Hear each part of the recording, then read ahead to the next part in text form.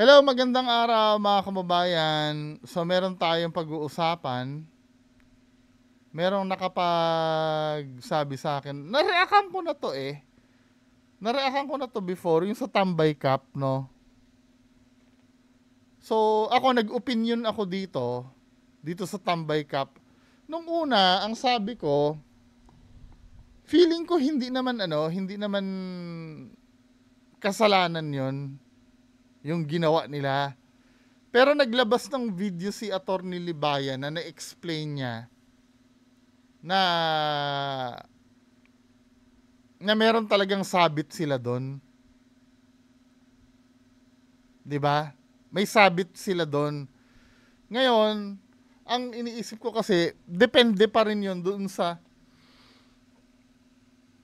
may-ari ng logo ko, ididemanda sila o hindi. Pero kung argument, kung may mali silang ginawa ayon sa batas, panoorin nyo, ano, ayokong magsalita dito kasi baka mamaya hindi ko alam yung sinasabi ko.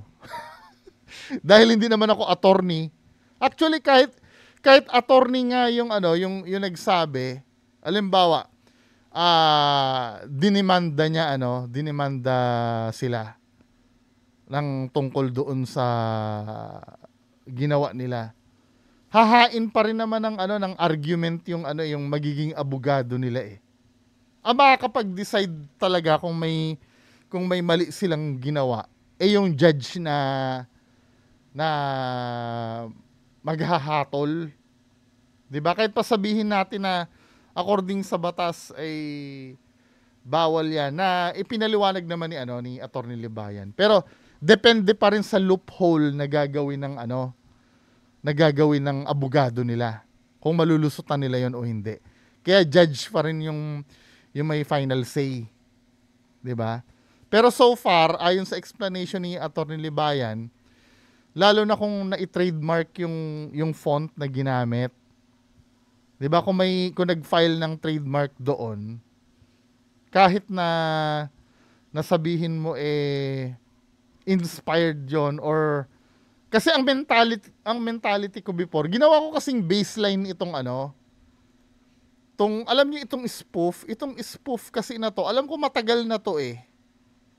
Tingnan natin tong about us nitong spoof na to, kasi tinitingnan ko ito kanina. Kung titingnan mo yung history nitong spoof na to, ang ang store nila ay 1991 pa. So parang magkakabarkada sila nung college, parang Spoofs established in 1991 is a manufacturer and retailer of t-shirts with graphic novelty prints. 'Di ba? Started as a joke amongst college friends. Spoofs now has over 100 design printed on t-shirt, blah blah blah blah. 'Di ba? Katulad nito, 'di ba, Nokia, ginawa niyang Bokya. 'Di ba? Ito yung ginawa kong basihan. Lacoste naging low cost. Low cost. Tapos sana all. NASA to, 'di ba?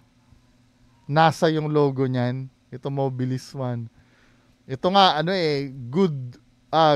good rear. 'Di ba? Ang sa akin kasi, ito yung ginawa kong batayan. Ngayon, kung idadali nyo sa Tambay Cup, kung nakalusot ito, ay lulusot din yung Tambay Cup. Kaya lang, ang sinabi ni Attorney Libayan, may laban yung may-ari nito pagka magdedemanda.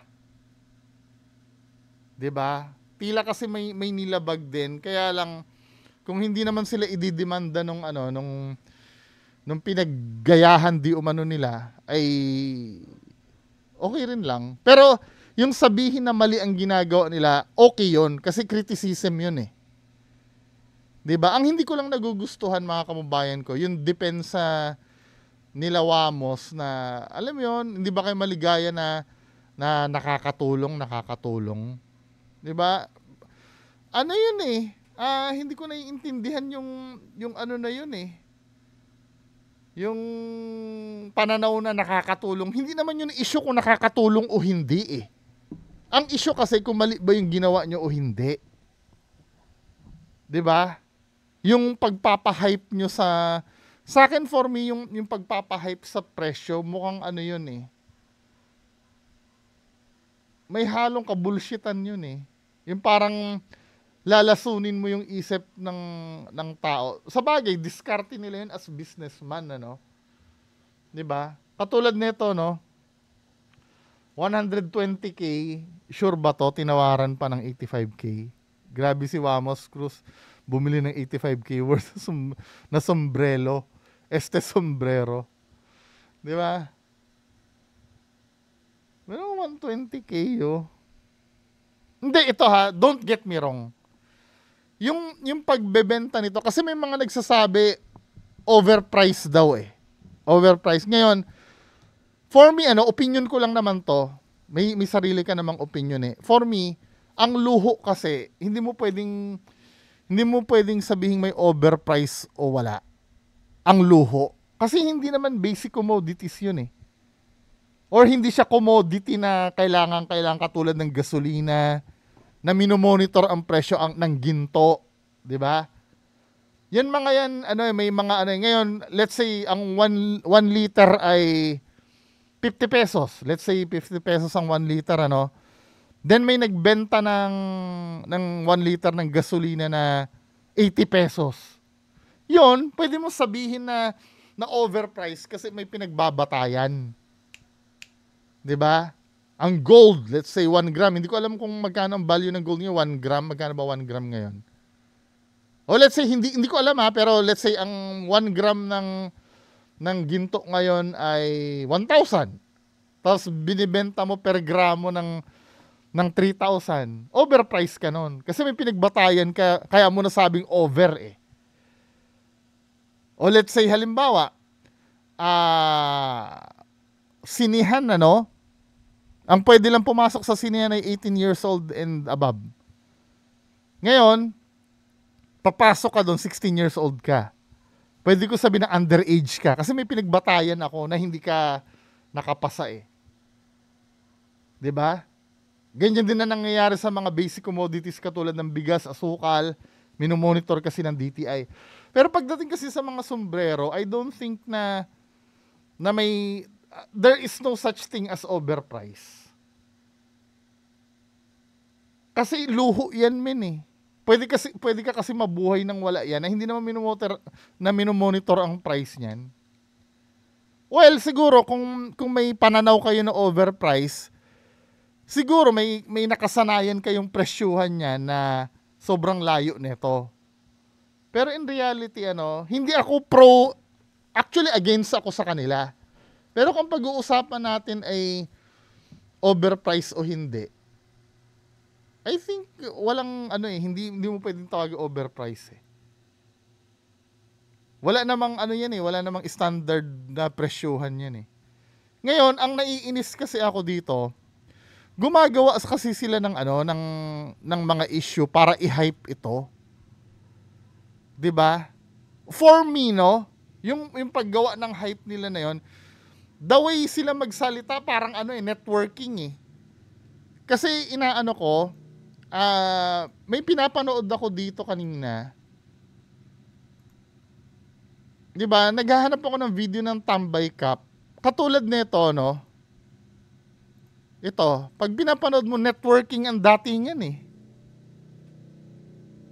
Sinimulan namin ang Tambay Cup na may layunin na makatulong sa mga tambay at sa mga taong... Diba? Ang ayoko laging dahilan yung makatulong. Wala yon. Lahat naman ng negosyo nakakatulong naman talaga pag ka eh. Nagpa-resell ka eh. Diba? Nakakatulong kahit ako magtinda ako ng dito, ng tuyo. Tapos ako yung gumagawa ng tuyo, tapos may reseller ako ng tuyo ko. Nakakatulong pa rin naman yun eh. Nagkakaroon ng habang buhay. Ayoko lang na kinakapitalize yung nakakatulong na yan. Ang pinag-uusapan kasi natin dito, 'di ba? Ano ba mga ni-raise na argument sa'yo?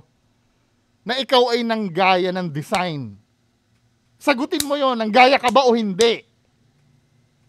Yun lang naman na sasagutin eh. Hindi yung mga nakatulong.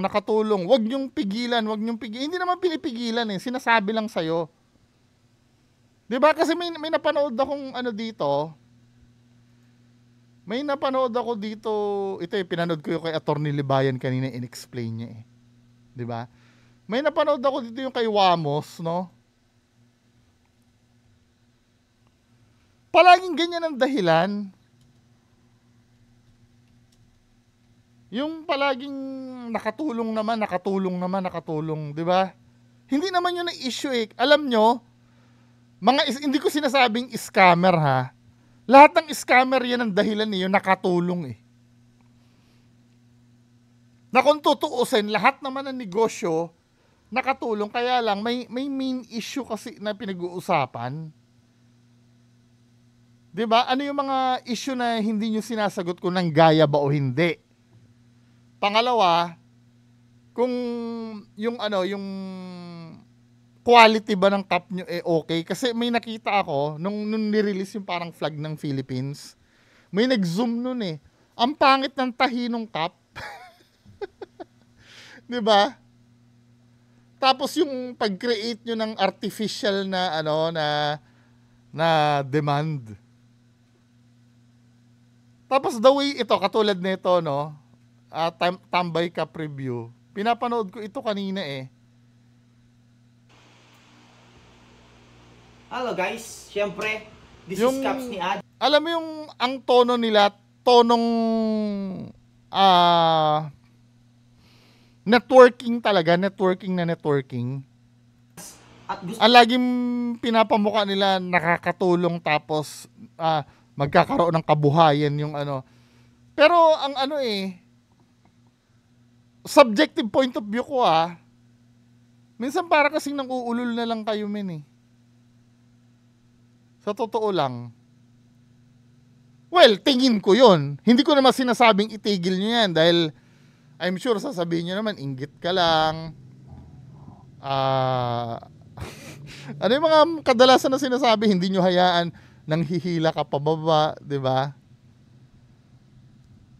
Pero katulad nito, no? kong i-share ngayong araw ang ating collection ng Tambay Cup.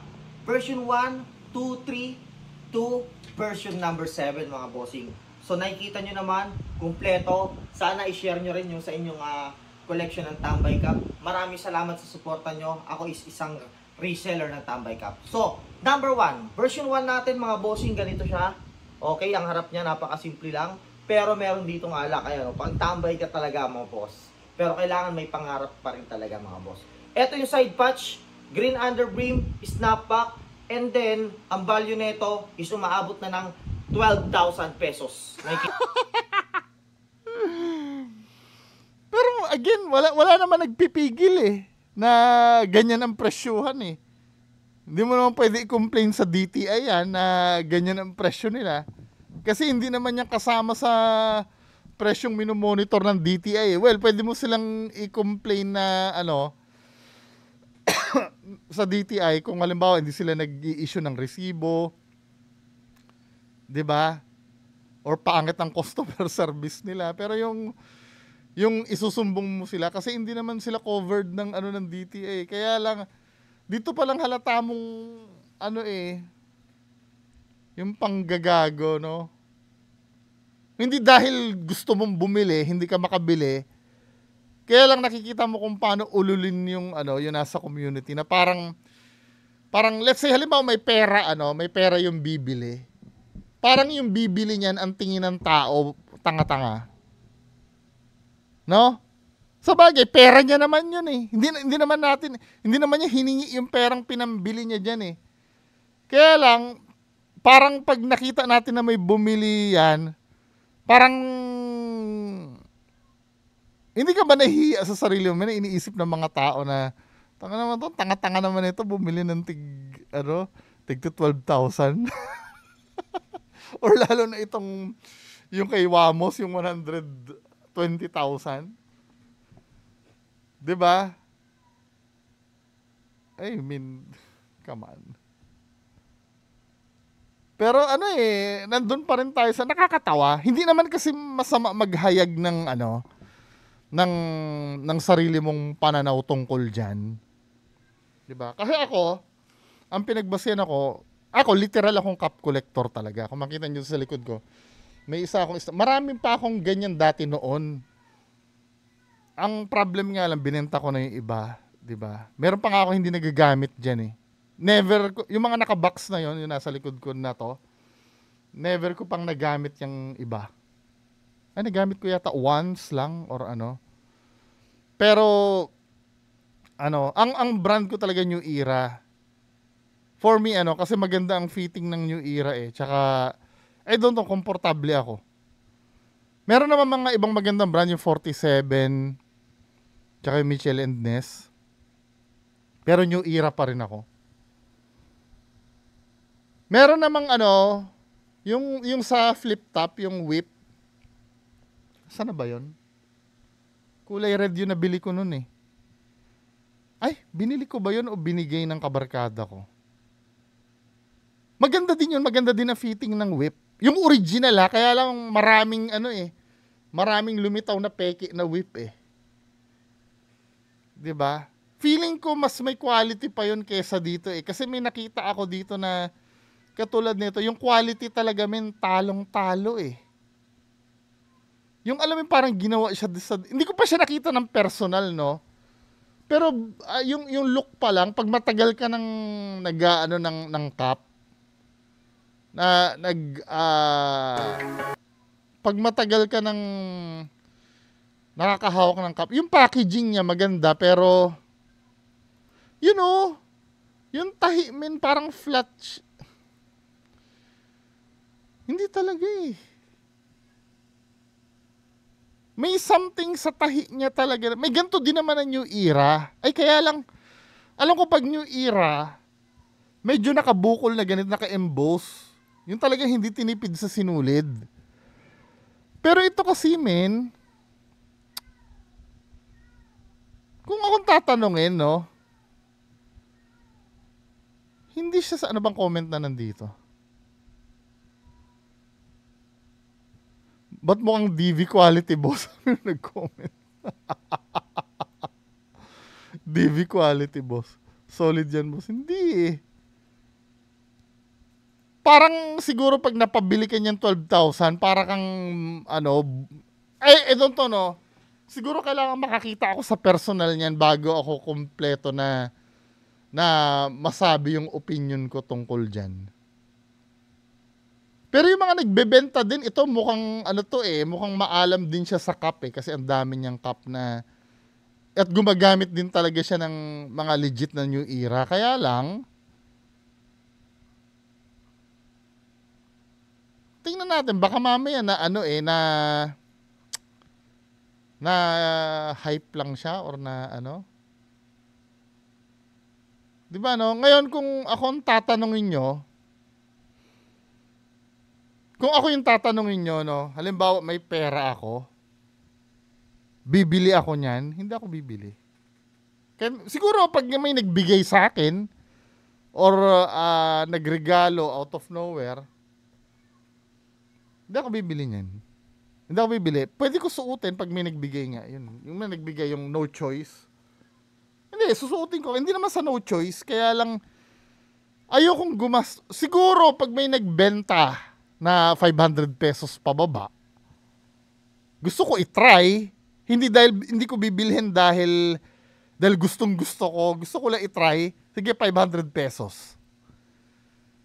Pero yung libo ang halaga,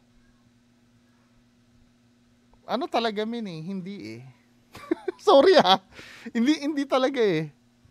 Kasi itong nangyayari na ito ay hype lamang. Ako ay collector din ng laruan, Collector din ako ng toys. Alam ko yung ng hype. Kasi dati 'di ba, sikat yung mga superhero movies noon. Ang advice sa akin nung kabarkada ko, huwag ka magko-collect ng movie kasi limited lang ang niyan. Ang kasikatan niyan, yung mga pelikula na superhero, ang i-collect mo yung comic version kasi yon hindi bumababa ang value nun. Pucha, yung kasi nung araw yung Avengers nung araw, sikat na sikat, 'di ba? Yung action figure na yung parang ganito na yung Thor, Yung may daladalang axe, yung Stormbreaker. Ang SRP nun 1.5, pero umaabot ng 5,000 ang bentahan nun. Kasi sobrang sikat ng Avengers nun eh. Nung lumipas na yung yung hype, kahit 300 pesos wala namang gustong bumili. Lipas na eh. 'Di ba? Lipas na eh. Hindi naman siya talaga eh. Iba talaga pag yung classics. Ito sinasabi ko para ito sa mga nag-iisip na investment 'yan ha. Para pero kung gusto niyo bilhin na gusto niyo lang suotin, gusto niyo gamitin. Kasi may napanood akong isang video na kinukumpara niya sa mga Magic the Gathering card, mga Pokemon cards yung pagbili ng tambay. Hindi eh. Kasi yung Pokemon cards na yun, yun eh. May talagang may parang may batayan kasi talaga dun eh. Ibig ko sabihin, parang siya, phenomenon talaga yon. Hindi ko na alam kung paano explain pero parang napaka-absurd namang ikumpara mo yan sa mga talagang collectibles talaga. Malinaw kasi ang nagpasikat diyan sa tambay na yan ay hype lamang. Well, who knows Who knows? Baka mamaya magkamali ako na kasi magkakaroon lang ng demand yan pag nawala na sa market yan eh. Doon natin malalaman kapag hinanap ng tao yan. Doon magkakaroon ng halaga yung mga yan.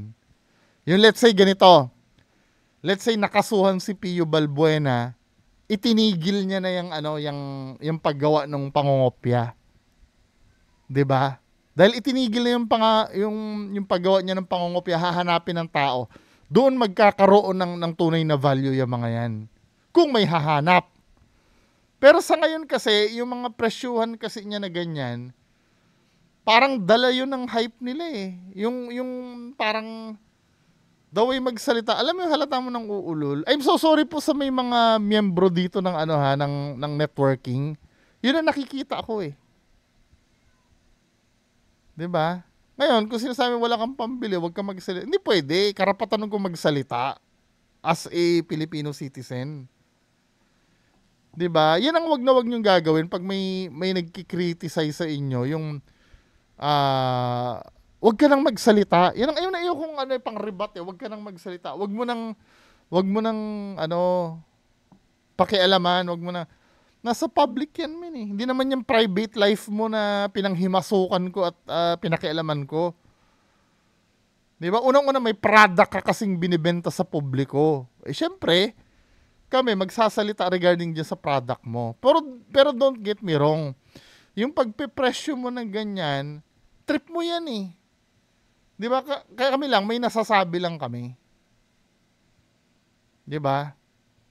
May nasasabi, hindi naman dahil inggit sa'yo, dahil kung inggit sa'yo, tangina, kung halimbawa may pera ako, hindi ako bibili niyan. Bili na lang ako ng ilang new era na original pa yung mabibili ko doon. 'Di ba?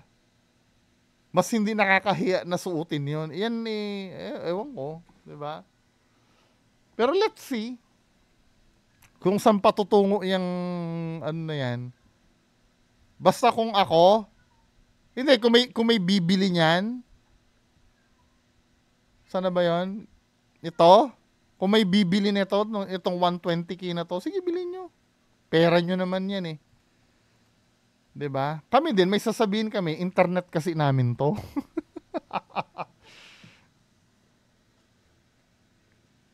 Di ba? Kasi may mga sa inyo eh, may mga kinriticize sa inyo. Hindi nyo naman sinasagot, mas pinili nyong isagot na na nakakatulong. Hindi naman lahat na nakakatulong mabuti eh. 'Di ba? Paano ko nasabing hindi lahat ng nakakatulong mabuti? Kasi ano bang tulong yung sinasabi nyo, yung pagbibigay ng hanap buhay sa mga tambay, nagkakapera. Eh, kung ganun din pala, di magiging dealer na rin pala ako ng shabu. 'Di ba? Kukuha ako ng mga pusher na matutulungan ko. Nakakatulong 'yun, 'di ba? Ang ano kasi noon, ibig ko sabihin, hindi nyo kasi ina-address yung main issue. Ang main issue ng gaya ba kayo o hindi. Hindi nga nila madiretso na ng gaya sila ng design eh. 'Di ba? Kahit pa sabihin mong legal yung pagkakagaya mo. O let's say, wag na nating ano kasi usaping legal yan eh. Pero sinabi ni Attorney Libayan, ano daw, may sabit sila. Pero yung ibang design naman nila, hindi naman lusot naman daw sa fair use. Fair use ba yung sinabi niya noon? 'Di ba? Kasi may sinabi si Makagago eh. Kung gagayahin mo ako, copyright daw 'yon, hindi daw ano, yung parody daw kasi ano 'yon? Yung let's say ganito no. Si Erap ginagaya sa Erap, hindi ko na naabutan si Erap eh. 'Di ba, alam mo yung programa sa Showtime na yung segment sa Showtime na yung ka-look-alike? 'Di ba, let's say halimbawa, sino ba ang sikat ngayon na madalas ginagaya? 'Di ba si Duterte, no? May gumagaya kay Duterte na yung kung paano siya magsalita. Napapanood ko yung lagi nakaganon. Boses na boses talaga ni Duterte. 'Di ba? Pwede bang i-copyright ni Duterte 'yon? Hindi, kasi sabi ni Atty. Libayan, yun daw ay parody at fair use 'yon. Kasi ang pinapanood kasi ng tao doon, ikaw, na ginagaya si Duterte. Ang copyright, yung halimbawa, vlog ni Duterte, kukunin mo at i-upload mo sa'yo nang wala kang sinasabi. 'Di ba? Yun ang copyright. Ba't napunta tayo doon, no? Hindi dito, no? Sa akin, hanggat sinasabing may mali, pwede may sabihing mali. Pero magpapatuloy yan hanggat hindi magdedemanda yung mga ginaya. 'Di ba? Unless na maapektuhan na siguro yung market nila. Yung mga tipong hindi na bibilhin yung brand nila, na kasi doon nagsisimula ang ano eh. May kaso na binanggit si Atty. Libayan na 2 jeans. Yung isang jeans ang name Mr. Lee. Yung isang jeans naman Lee ang name. Yung isa Mr. Lee. Tama? Doon kasi nagkakaroon kasi ng confusion doon. Doon sa ano na yon, doon sa siyempre, iisipin ng tao kung yung tao ay paborito niya ng brand yung Lee na pantalon. Pag nakita niya yung Mr. Lee, iisipin niya same lang na brand yon. 'Di ba? Magkakaroon ng kalituhan yung tao. Ang bibilhin na hindi alam, yung dapat market na kay Lee dapat sa Mr. Lee na pupunta dahil inisip ng tao na parehas yon. 'Di ba? Malayong-malayo naman ito dito.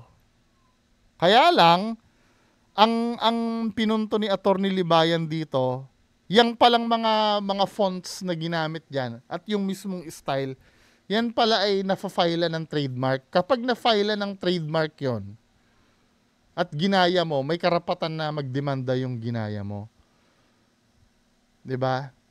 Kaya napapansin nyo pag yung may branding, may nakalagay na TM sa dulo, ibig sabihin may trademark 'yon. 'Di ba? Kahit nga yung yung tagline tini-trademark 'yun eh. 'Di ba, men? Basta mas mapapaliwanag ni Atty. Libayan ng mas makabuluhan 'yun kaysa sa akin kasi ako hindi ako abogado eh. Now, kung ang tanong nyo, uulitin ko kung bibili ba ako nito o hindi. For me, hindi. Pero kung may pera kayo, sige, kung gusto nyo bilhin nyo. Pero for me, ito ay hype lamang. Pag natapos lahat yan, hindi ko naman sinasabi na hindi natataas ang value niyan. Pero, ang tingin ko, opinion ko po hindi tataas ang value niyan. Ngayon lang yan, ngayong hype lang yan. Pag wala na sa hype yan, lahat yan, na. Kasi hindi naman yan, wala namang yan eh. I mean, talagang nagkaroon lang ng presyo yan sa pagpapahype nila, hindi dahil in demand. 'Di ba? Pero pwede ring ang mangyari, di ba? Dahil binash ng binash yan, tumigil na yan, yung ano na yan, tumigil na si Pio Balbuena sa paggawa ng mga logong ginaya. Then ito dumating yung time na sumikat si Pio Balbuena na gumagawa na siya ng original design. Hahanapin naman ng tao yung mga ginaya niya dati. Doon na magi-start mag-spike ang presyo niyan. Kung dadating yung punto na yon. Anyway, ano sa tingin nyo, dadating ba yung punto na yon o hindi? Kasi feeling ko magmamahal lang yan pag itinigil ng production yan at hinanap ng tao. 'Di ba? Pero as of now, kung as is, feeling ko hindi siya worth it na na gawing investment. For me. Anyway, kayo pa rin ang bahala, no? So, anong masasabi nyo dito? Maraming salamat po. Bye-bye.